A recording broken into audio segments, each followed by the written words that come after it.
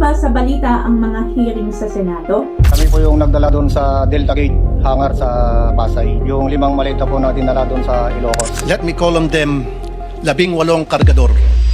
Kapag may pinapatawag, may tinatanong, ano ba talaga ang silbi nito? Tinatawag itong inquiry in aid of legislation.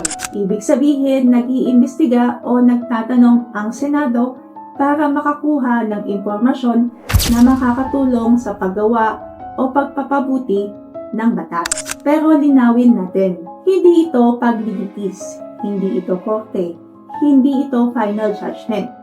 Ang Senado ay nangangalap ng impormasyon. Ang COA ang nag-audit. Ang Ombudsman o Korte ang may proseso para sa pananagutan o hatol.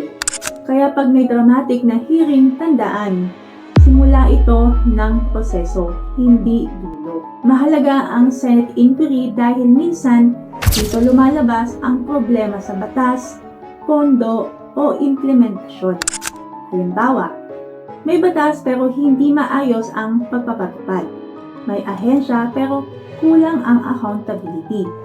May pondo pero hindi malinaw ang paggamit. Dito pwedeng malaman kung kailangan bang gumawa ng bagong batas, amyendahan ang luma, o palakasin ang oversight. Pero dapat lagi ito may respeto sa karapatan ng mga tinatawag. Ang hearing sa Senado ay hindi dapat gawing palakas. Dapat itong maging daan para sa mas malinaw na batas at pananagutan. Follow para mas maintindihan ang gobyerno ng walang kinakampihan. Mr. Nagmamahal, Lara Enriquez.